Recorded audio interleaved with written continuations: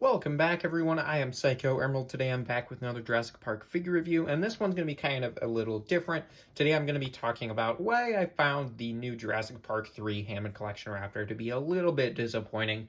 I don't hate the figure by any means. I want to preface this by saying that. I don't hate this figure. I'm not trying to hate on it. I'm not a super negative person. If you watch any of my other reviews, I'm usually extremely positive about figures, but this was one that I was kind of disappointed by when I opened it today. So I just wanted to kind of talk about it and give my thoughts on why I was a little bit disappointed by this figure. But I want to start by saying there's some things I really love about this figure. I love the sculpt. I think the sculpt is great, as it is on most Jurassic Park figures, but especially the Hammond and Amber collection figures. They have a really great texture and really great sculpt and proportions to them to make them look very accurate to the films, and I really love that. Also, the bendy tails, they have a bendy wire in them. That's always really nice for posing, and I really love that they have that on this figure as well. And the articulation is decent. Paint apps are decent, but I'm going to get into some of my complaints when it comes to those things. But first we can check out the packaging. So on the packaging, if we want to start on the back, we have a digital render of the figure, which looks a lot better than the actual physical product, which is kind of why I was disappointed by the actual product once I got it. We have the Hammond Collection logo. We have the Jurassic Park logo up in the top left corner. It says Velociraptor and a shot from the film, and it says, after an encounter on Isla Sorna leaves him trapped, the Velociraptor communicates with his pack by calling for help, and Dr. Alan Grant can't help but notice. I haven't seen Jurassic Park 3 in a little while. I've actually only seen it once, and that was quite enough for me. I'm not a huge fan of that one, but I do really love the Jurassic Park 3 dinosaur designs like the Spinosaurus and the Velociraptor. I really love those. On the side here, you can see the Hammond Collection logo, another shot of the figure right there, looking really cool. Got some cool lighting on that shot. And then Jurassic Park 3 logo again. Up front is where the figure would be in the window. Hammond Collection logo, Velociraptor. Jurassic Park 30th anniversary logo up there, which is really cool.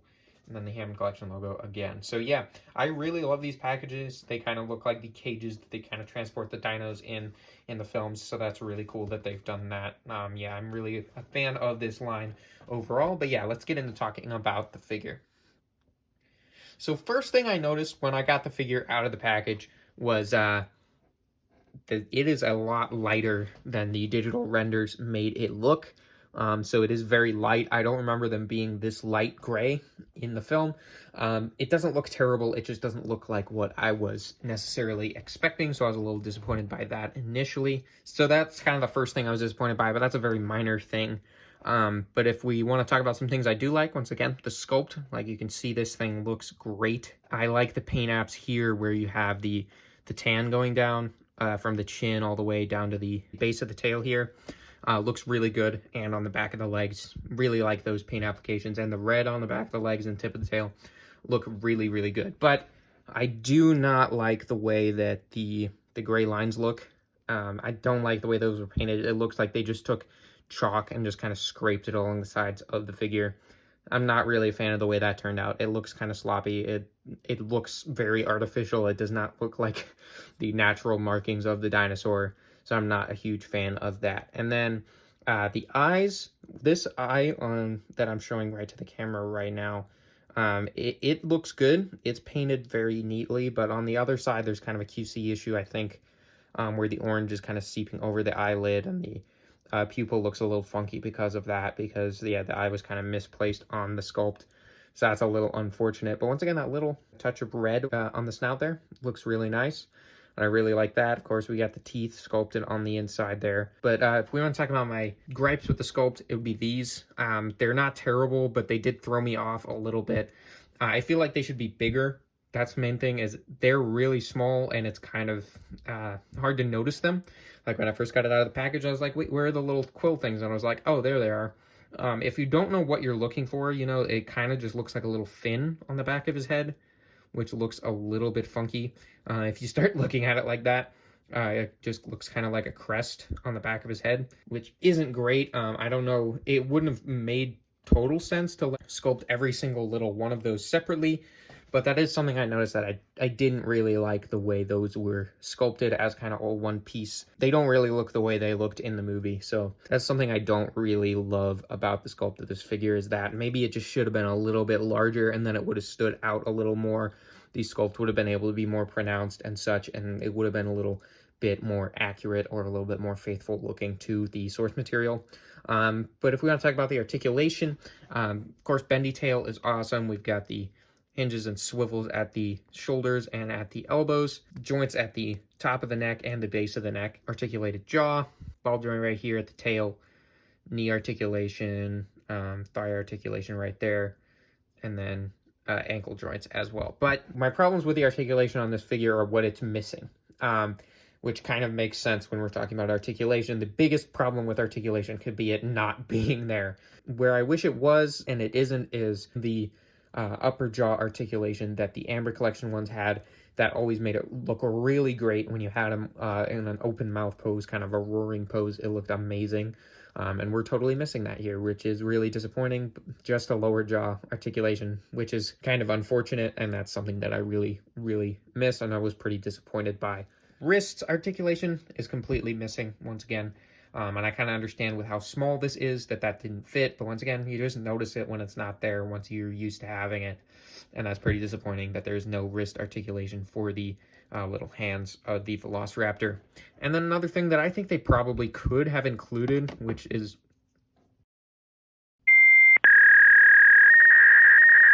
tail just fell off. That's missing that I think they probably could have added and probably should have added. It's the toe articulation. The claw is totally missing. It's totally not here, but I definitely think they could have included it. Would have been great, but it's missing here. So it just feels like they didn't quite go the whole 9 yards with the articulation like they did on the Amber Collection Velociraptor sculpt, which is pretty disappointing. Overall, it's not terrible. It's got a pretty decent look to it, and there's still some good poses that you can definitely get out of the articulation that is present. So yeah, let's do some size comparisons with some other Hammond Collection figures that I have in my collection.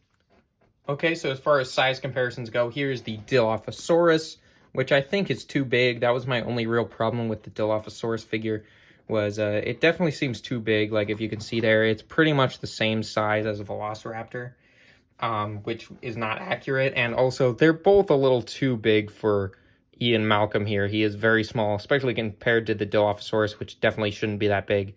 And the Velociraptor, it's a little more doable there. I think that works a little better since Velociraptors are supposed to be bigger. But yeah, just for an idea of how these things might scale with each other if you have some of the other Hammond Collection stuff. So yeah, there you go.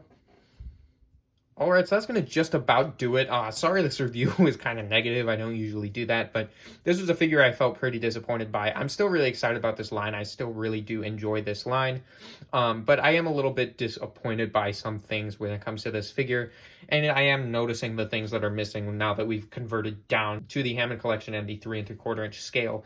Definitely feels like some things are missing from this when it comes to the articulation and the sculpt and the paint detail. But that's really just kind of a natural thing when we're transitioning to a smaller scale. It's not going to be quite as detailed, quite as articulated as a 6-inch scale Velociraptor would be. But overall, I still do like this figure. I'm happy to have a Jurassic Park 3 Raptor in the collection, but I'm still going to definitely be looking for the Amber Collection one. I was hoping this would be good enough for me, and I'd be like, oh yeah, I don't need the Amber Collection one now that I have this. This is just as good, but I don't think it is, and I'm going to still be looking to get that kind of definitive representation for this dinosaur in my collection, because this one doesn't quite cut it for me, unfortunately. But I'm excited to hear what you guys think. Let me know down in the comments. What do you think of this figure? Do you have it yet? Are you excited to get it? I got mine from Big Bad Toy Store. They no longer have it up for pre-order or in stock, but hopefully it'll go up in stock soon. I definitely recommend buying from Big Bad Toy Store because I buy from there a lot and they do a good job. But yeah, if you want to look in other places, check your Target stores and stuff. I think that's definitely a good option as well. So yeah. Hopefully you guys enjoyed this review. If you did, please leave a like. And if you like Jurassic Park figure reviews, definitely consider subscribing in order to join the Knights of Mischief. Because every once in a while, I'll do a Jurassic Park figure review. And I do reviews of other figures and collectibles on my channel as well. So if you're interested in seeing that stuff, definitely consider subscribing. So yeah, as always, I hope you guys found this review helpful. And I hope you found it enjoyable. And I'll see you all in the next one. Goodbye.